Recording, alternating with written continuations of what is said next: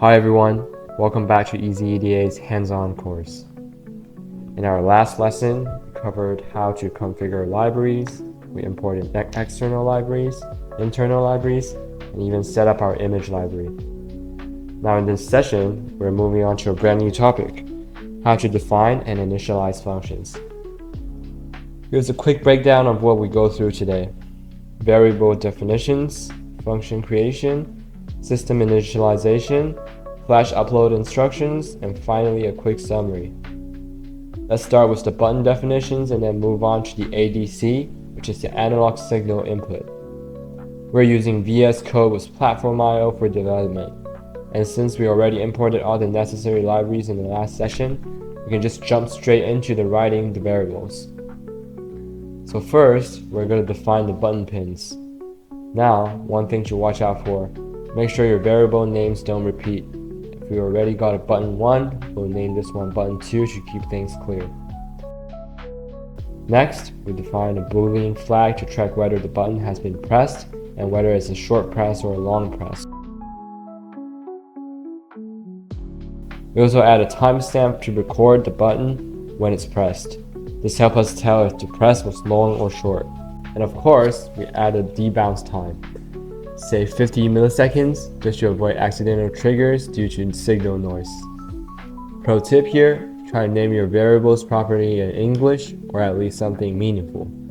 Trust me, a few months from now, if you come back to your code and see variable names like A1 or B2, you won't remember what they are for.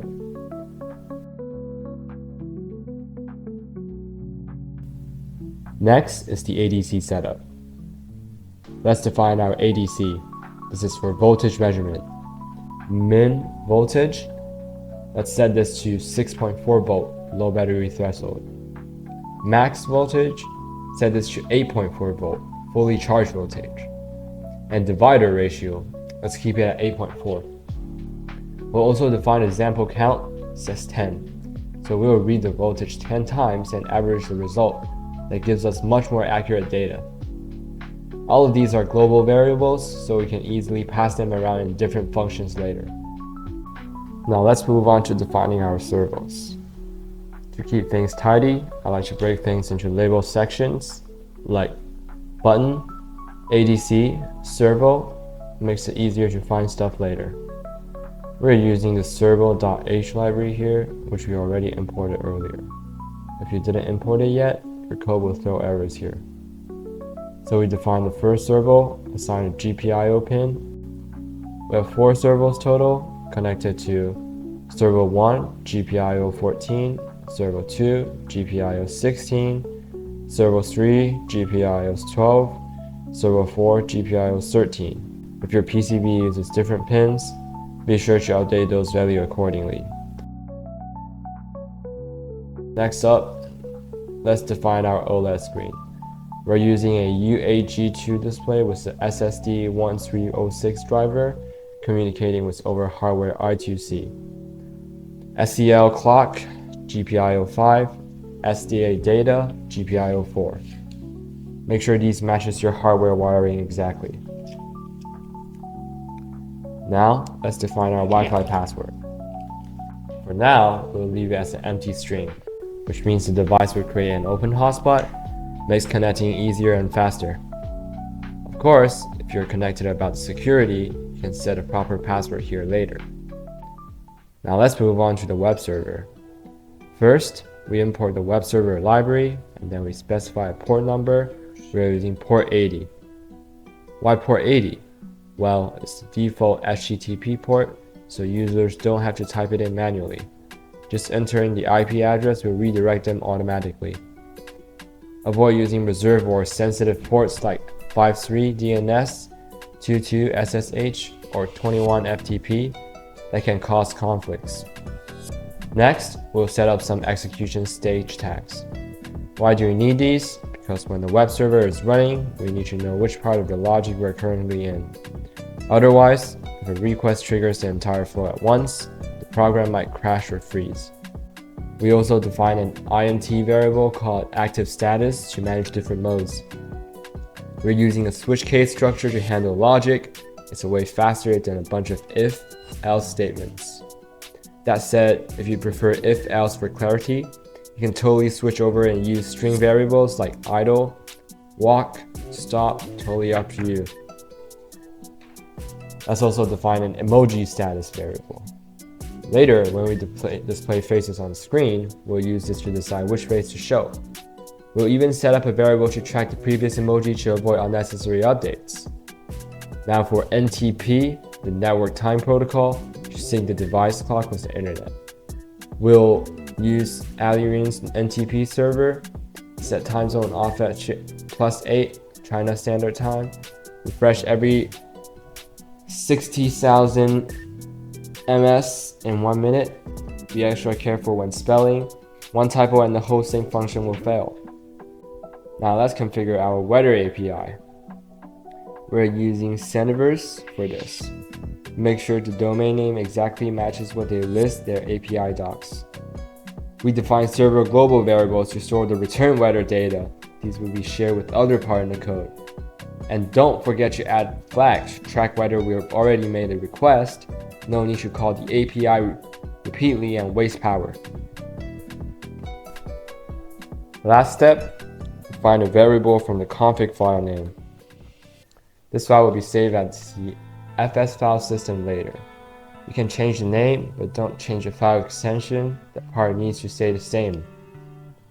Now that we've got all our variables defined, let's go ahead and start writing our functions. We'll keep them modular and reusable, so later when you add a voice module or other sensor, you can just call these functions without rewriting anything.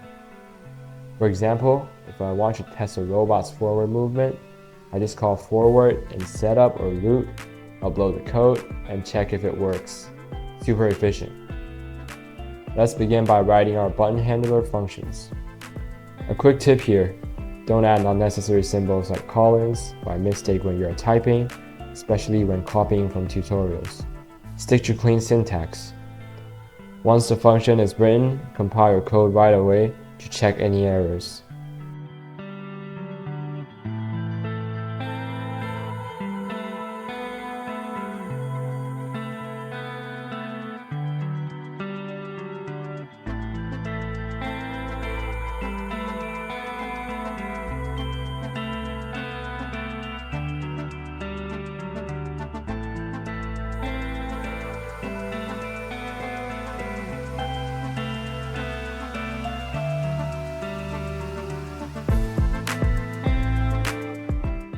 We compile again.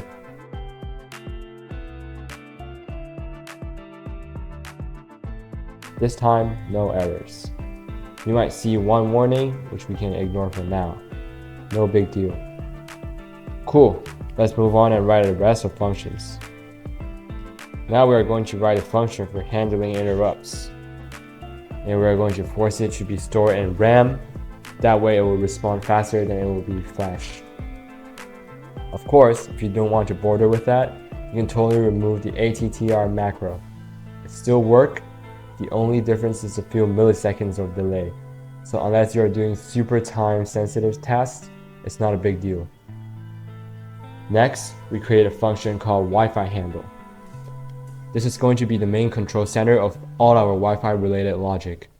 Inside this function, we will motor router connections, create web routing pages, set up AP, the access point mode, and more. All the web server routes and page and logic will live here. Earlier, we saved Wi-Fi setting using the flash file system. Now we need a function to load those settings back out. So we write a function that reads a .json config file from the FS file system, parses it using a JSON library, extracts info like Wi-Fi name, password, and API keys. This way, every time the device boots up, it can restore its last known config automatically. Next, we create a weather handler function. Here, we wrap the API call into a function so we can easily manage it. Why is that helpful? Cleaner logic, each function handles just one thing. Easier debugging, you don't have to scroll through a huge blob of code. Better extensibility, later on, if you have Bluetooth or voice commands, it won't affect this part. Basically, good structure equals to less stress later. Now let's define the robot's movement functions, like forward, backward, turn left, turn right, sit, lie down, lift left hand, etc. The function names, totally up to you. You can name them something like go forward, turn left, or if you want to use A1, A2, that's fine too. But just make sure you'll remember what they mean in a month or two. Personally, I recommend using clear English names. Just avoid random characters or weird symbols. They'll only cause headaches down the line.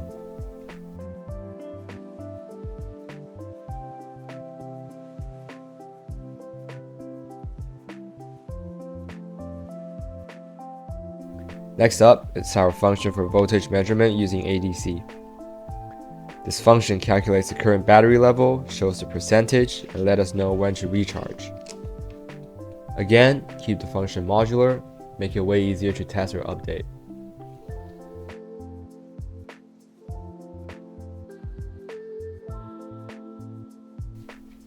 At this point, we've defined all the global variables, created all necessary functions, built the basic structure or entire project. Let's quickly go over how to upload the code on your board. Connect the TX pin of your robot board to the RX of your USB to TTL module. Connect the RX of the robot to the TX of the module. Power it using 3.3 volt only, do not use 5 volt directly. Before powering on, short the debug pins to enter flash mode. Then power on and upload the firmware. Once uploaded, everything should run automatically. This lesson covered a lot, finding all key variables and creating modular functions. So going forward, whether you want to add new sensors, voice control, or remote access, it will be smooth sailing.